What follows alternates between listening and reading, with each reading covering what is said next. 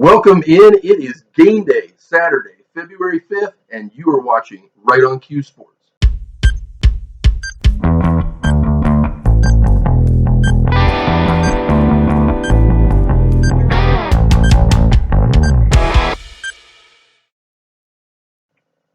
Thanks for joining us again here on Right on Q Sports. I'm your host, Tyson Quiller, and we are on game day, February 5th, 2022.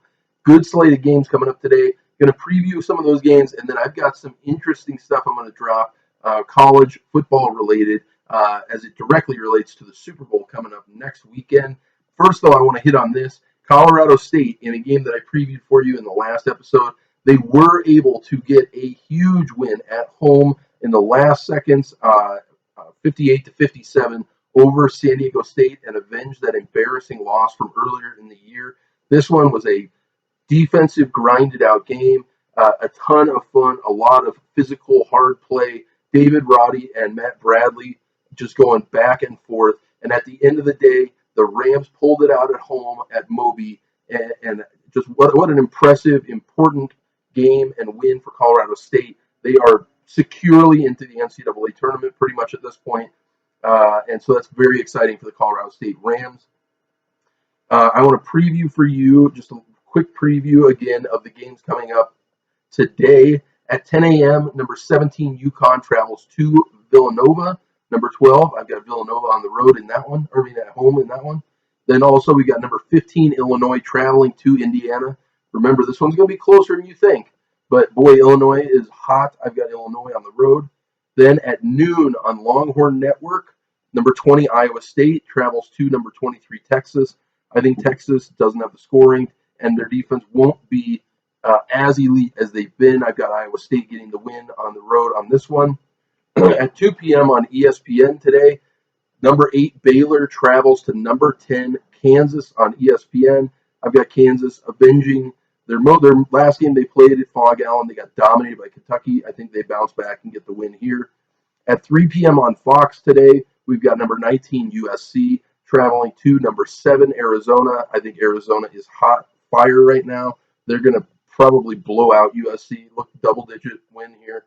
At 6 p.m. on ESPN, my pick for National Player of the Year, the Naismith Award, Oscar Tshiebwe and Coach Cal and Kentucky. Number 5 in the country are traveling to Alabama, where Alabama just beat Baylor. Keep in mind, Alabama has beaten 3 of the Final 4 teams from last year. They are, but at the same time, they've dropped 4 games against unranked teams. They are a quandary, an enigma. They lost to Georgia, of all teams. Georgia is well below 500 on the season. So I've got Kentucky pulling out the win in this one. Sunday, tomorrow at 5 p.m. on FS1, our next big grudge match in the Mountain West. Wyoming, who is barely in, Joe Lunardi's last team into the NCAA tournament right now, travels to Fresno State and takes on big 7-footer Orlando Robinson. So that's a fun slate of games. Get your popcorn ready, get set. But now I want to switch gears over to look at the Super Bowl. Super Bowl 56, our priority on this program is talking college sports. So when we look at something like the Super Bowl, we're looking at it through the lens of college sports. You have the Cincinnati Bengals. Seems like a pretty big surprise, but Joe Burrow's gotten hot, and they've made it march right into the Super Bowl against the LA Rams. Starting quarterbacks from both squads: Joe Burrow, LSU, Matthew Stafford from Georgia. This is the first 2 SEC quarterback Super Bowl since Super Bowl 50, when Peyton Manning and the Denver Broncos, Peyton Manning obviously played at Tennessee, took on Cam Newton from Auburn and the Carolina Panthers. Elsewhere in this game, some of the major weapons: Jamar Chase, who looks like he might be a leading candidate for Rookie of the Year. Obviously, he is out of LSU. He and Joe Burrow were major components, probably the most major components in that record-setting offense LSU had 2 years ago when they won the national title. Then also for Cincinnati, Joe Mixon at running back from Oklahoma, and T. Higgins at the other wide receiver position is out of Clemson. He was on that Clemson squad with Deshaun Watson, so he's a little more seasoned vet. He was prior to Trevor Lawrence at Clemson. Leading the team in tackles in the postseason for Cincinnati is Logan Wilson, who is a Wyoming Cowboy, and Jermaine Pratt out of NC State. The secondary for Cincinnati features two major weapons, Vaughn Bell out of Ohio State and Colorado's own Chidobe Awuzie. So some fun players to keep an eye on there for Cincinnati. On the other sideline for the LA Rams, I mentioned their starting quarterback Matthew Stafford out of Georgia. Their top wide receiver Cooper Kupp played college ball at Eastern Washington FCS program. Cam Akers is their starting running back out of Florida State. They also work in Sony Michel. He is a Georgia Bulldog at running back. And at the other wide receiver position, obviously you have Odell Beckham Jr. out of LSU. Leading the Rams in tackles this postseason, Darius Williams out of UAB and Ashawn Robinson, the Bama Crimson Tide linebacker. The seasoned veterans for the LA Rams, you have Von Miller out of Texas A&M, who is a former Super Bowl MVP. He was the MVP in that Super Bowl 50 when Peyton Manning beat Cam Newton. Cam Newton has had nightmares of Von Miller ever since that day. And then the Rams pulled Eric Weddle out of retirement, and he led the team in tackles in their last game. Eric Weddle, the safety out of Utah. So here's a breakdown by conference of players playing in the Super Bowl. And you guessed it, the top conference, SEC, 25 players in the Super Bowl. The Big Ten has 21. The ACC has 14. And then the Big 12 and Pac-12 both have 12 players in the Super Bowl. The Mountain West has 4. And then there are 4 FCS programs represented in the Super Bowl. I mentioned Cooper Kupp, Eastern Washington. You also have a player from Brown, Delaware, and Chattanooga. Here's a quick breakdown, looking bigger picture. Most Super Bowl appearances by alumni. So the college program that has produced the most players to make the Super Bowl, number 1, Miami, 122. Names like Jim Kelly, Ray Lewis, Michael Irvin, sustained, consistent excellence out of them. Number 2, USC, 121. Names like Marcus Allen, Troy Polamalu. 3, Michigan, 120. Tom Brady, obviously, is probably half of that. No, and Charles Woodson, big names out of Michigan. Penn State, 114. Franco Harris, Chris Godwin, most recently last year. UCLA is number 5, 113 appearances. Troy Aikman, Jonathan Ogden, representing a lot of those. Number 6 is Notre Dame, 106. Joe Montana, Paul Hornig.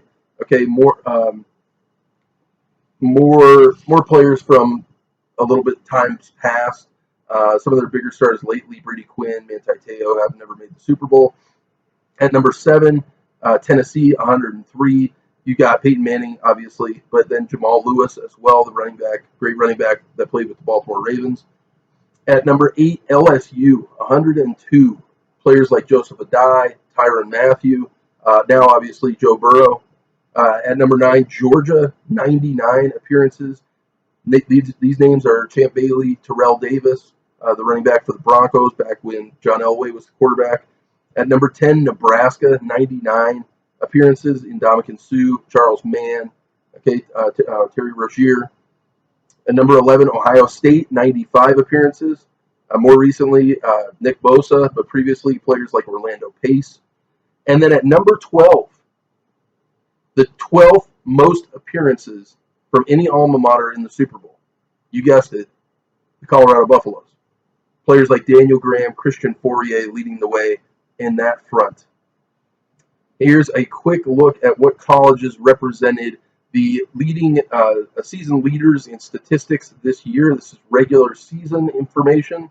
Top passers out of Michigan, Brady, Oregon, Herbert, Georgia, Stafford, Texas Tech, Patrick Mahomes, and Fresno State, Derek Carr. So Mountain West representation there. Top rushers this year, Wisconsin, Jonathan Taylor, then Nick Chubb, Georgia, Joe Mixon, Oklahoma, and Najee Harris had a very impressive season for Alabama, coming out of Alabama, and then Alvin Cook from Clemson. Top receivers, I mentioned Cooper Kupp. Then you have Jefferson from LSU, Adams from Fresno State, Jamar Chase, LSU, and Deebo Samuel, South Carolina. Your tackles leaders for the season by college. The leading tackler in all of the NFL this season played his college football. You could guess a million times and you would never know. Yale. Foyesade Olakun led the way in tackles. And then you had Jordan Brooks out of Texas Tech, Bobby Wagner for Seattle out of Utah State. Top sacks on the season, TJ Watt from Wisconsin and Robert Quinn, North Carolina. Myles Garrett in a pretty good bounce back season out of Texas A&M. And top interceptions on the year, Trevon Diggs, the Dallas Cowboy out of Alabama. J.C. Jackson from Maryland represents the ACC. And then you've got player Micah Hyde from Iowa in Big Ten. So it's just kind of fun to take a look and see where this talent and production is coming, what conference is coming out of. Everybody thinks predominantly it's out of the SEC, and it is. I mentioned by conference representation in the Super Bowl this year, they lead the way. However, when you look at some of the more pivotal players outside of the quarterbacks, both your running backs are not from the SEC. Your leading tacklers are not from the SEC. So a ton of productions coming out of these other conferences, and that's pretty fun to keep an eye on. So this was just a little bit of a right on cue sports short, give you a little bit of ammunition to have some conversations leading up to the Super Bowl, some players to keep your eye on. Colorado fans, Cincinnati defensive back, Chidobe Awuzie. That's your guy. All right, thanks again for joining us on Right on Cue Sports, and we will check you next time.